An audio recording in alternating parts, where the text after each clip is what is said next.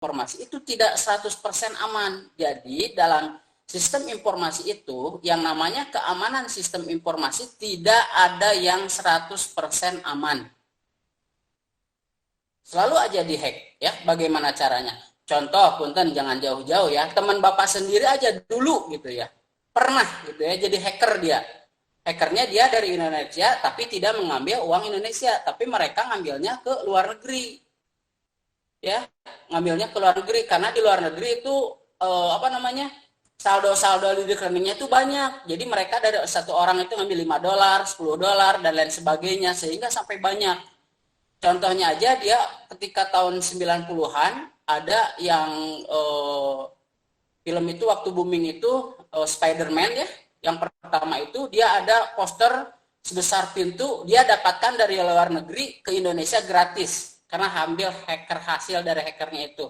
Contohnya seperti apa? Nah, inilah bedanya sistem paketnya itu. Jadi ketika kita pesen barang, ya sama mungkin dari sekarang transaksi online itu, jadi mereka itu hackernya itu tidak ketahuan, tapi barang nyampe di tempat kita tanpa mengeluarkan uang. Uangnya dari hasil hacker itu, ngambil dari rekening orang. Ketika kita pesan, langsung menggunakan rekening itu, alamatnya yang digunakan adalah sistem untuk jasa layanan, ya katakanlah mungkin kalau di Indonesia Tiki, JNE dan lain sebagainya, atau yang di luar negeri DHL. Ketika tidak menyampaikan di situ alamatnya dan lain sebagainya, misalkan Hong Kong gitu. Oh, ini di Hong Kong tidak ada, adanya di Indonesia, sampailah. Jadi menggunakan alamatnya tidak sesuai aslinya. Seperti itu. Jadi tetap barang itu sampai ke tempat tujuannya. Apakah cara yang itu sepertinya dalam aturan Islam diharamkan? Haram, itu mencuri, tetap aja mencuri.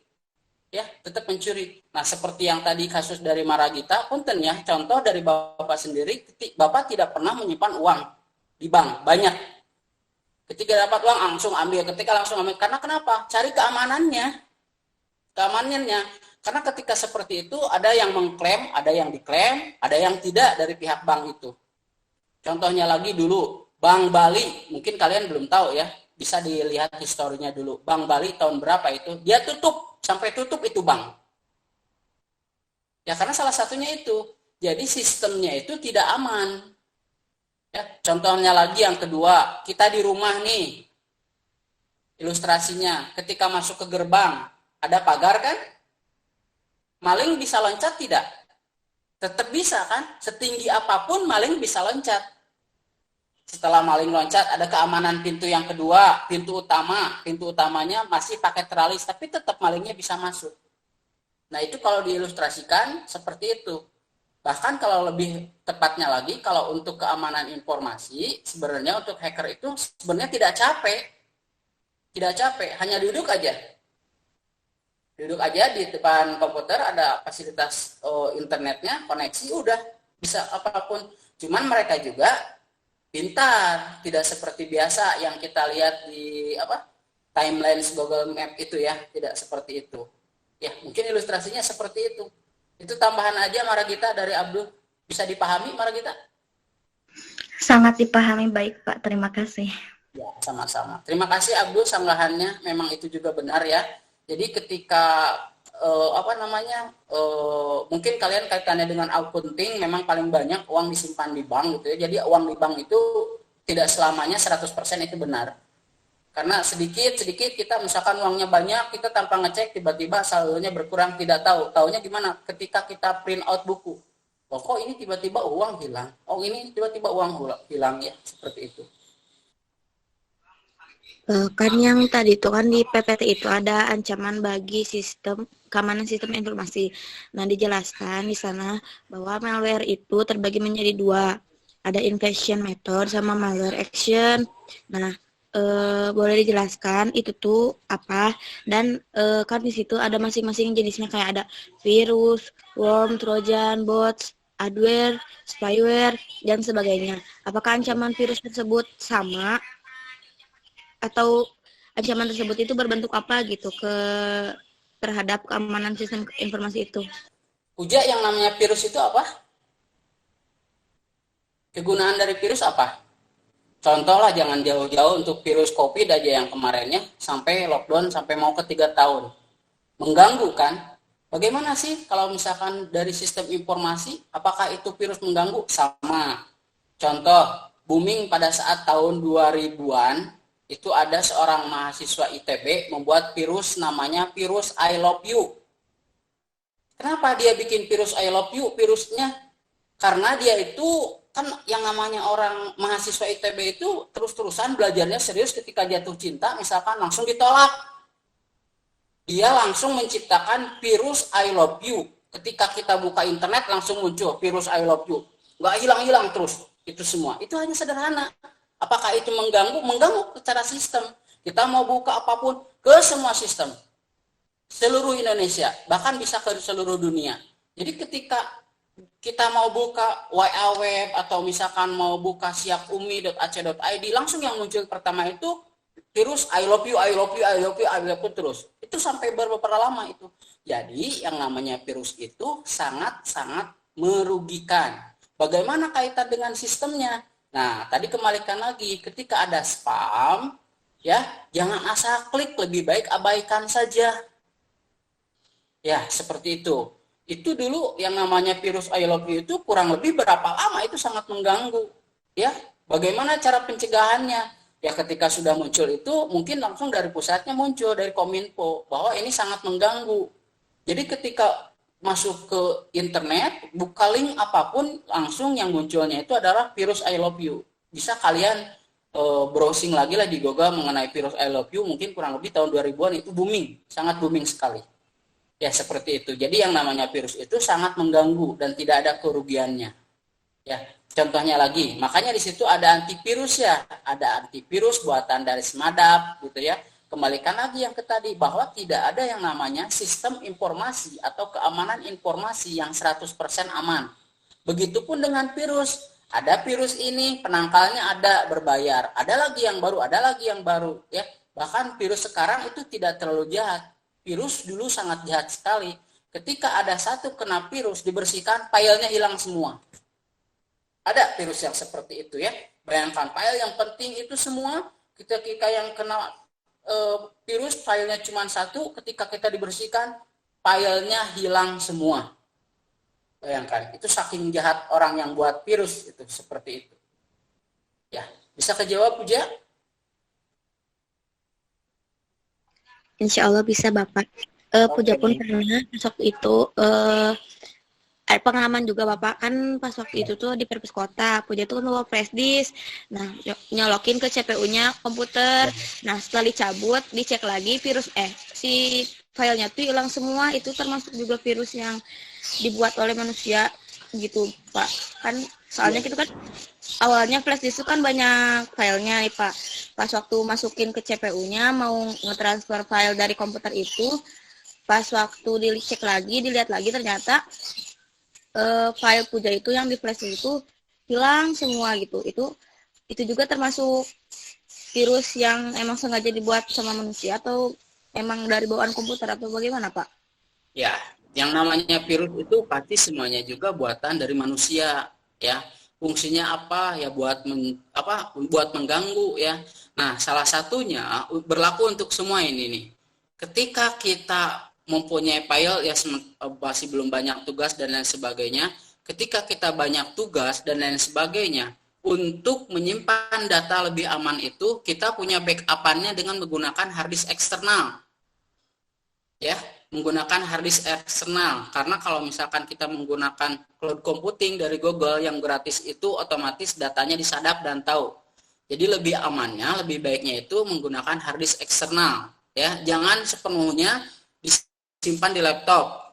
Kejadian lagi nih, kejadian nyata nih pada saat dulu pada tahun berapa itu Bapak laptop hilang, tidak di backup datanya. Bukan masalah harga laptopnya, tapi datanya itu loh, data tidak bisa dibeli. Ya, contoh misalkan di dalam laptopnya itu foto anak-anak waktu kecil dari bayi gitu ya. Apakah bisa ketemu lagi? Dulu belum zaman medsos loh, belum zaman medsos. Sekarang kan sedikit-sedikit titip ya di Facebook, titip ya dan lain sebagainya. Itu buat apa? Sebenarnya mungkin mereka buat menyimpan itu karena cloud computingnya itu datanya itu lebih aman. Seperti itu. Jadi solusinya bagaimana cara menyimpannya adalah supaya tidak terkena virus, baiknya datanya itu di backup-kan ya supaya lebih aman. Ya, di backup sekarang hard disk 1 tera itu udah murah lah, kisaran 500.000, itu 1 tera bisa untuk berapa data gitu ya kapasitasnya. 1 terabyte ya, bukan giga lagi, sekarang udah terabyte. Ya, seperti itu ya. Oke, terima kasih. Silakan untuk kelompok yang presentasi dan kelompok satunya boleh ditutup. Kita langsung lanjut ke kelompok yang kedua.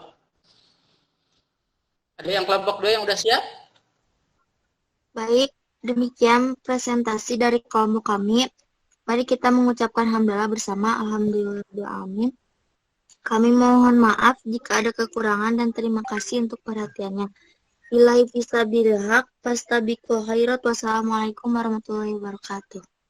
Waalaikumsalam warahmatullahi wabarakatuh. Satu lagi ya, tambahan masukan dari Bapak untuk kelompok 1. Tolong kalian belajar lagi mengenai bahasa Inggrisnya ya. Bahasa Inggrisnya tolong kalian lebih belajar lagi, karena di sini kita kan kaitannya dengan khusus untuk menghadapi generasi yang berbasis bahasa Inggris ya. Karena itu sama bukan hanya di IT aja ya. Di akunting juga sama seperti itu. Ya, terima kasih untuk kelompok 1 Aulia Saharini dan teman-temannya. Silakan untuk pemaparan dari kelompok 2, waktu dan tempat dipersilahkan. Bapak dimulai sekarang. Iya, silakan. Bismillahirrahmanirrahim. Assalamualaikum warahmatullahi wabarakatuh. Waalaikumsalam warahmatullahi wabarakatuh. Yang saya hormati Bapak Dadan Rahmat MT selaku dosen pengampu mata kuliah literasi digital dan teman-teman yang saya banggakan. Pertama-tama marilah kita panjatkan puji serta syukur kita kehadirat Allah Subhanahu wa taala. Shalawat serta salam marilah kita curah limpahkan kepada junjungan kita Nabi Muhammad SAW. Kami perwakilan dari kelompok 2. Sebelumnya izin memperkenalkan diri, nama saya Rida Nur Ajija dari akuntansi 2B. Dan anggota dari kelompok 2 ada Siva Sapira selaku presentator dan Debbie Mustika Purnama Alam selaku presentator. Di sini kami akan mempresentasikan materi mengenai media literasi digital. Next. Pengertian literasi media digital. Literasi media digital merupakan bagian yang tidak terpisahkan dari informasi. Dari waktu ke waktu, informasi terus mengalami perkembangan yang diikuti dengan perkembangan media elektronik atau digital dan telekomunikasi. Informasi tidak hanya dicetak lagi, tetapi sudah dapat diakses dengan media digitalisasi. Maka, untuk mengatasi masalah tersebut, masyarakat harus memiliki kemampuan yang dikenal dengan literasi media dan literasi digital.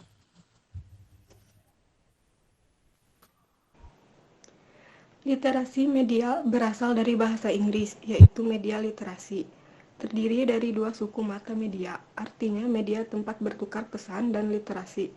Literasi media mengacu pada kemampuan halayak yang melek media dan pesan media massa dalam konteks media massa.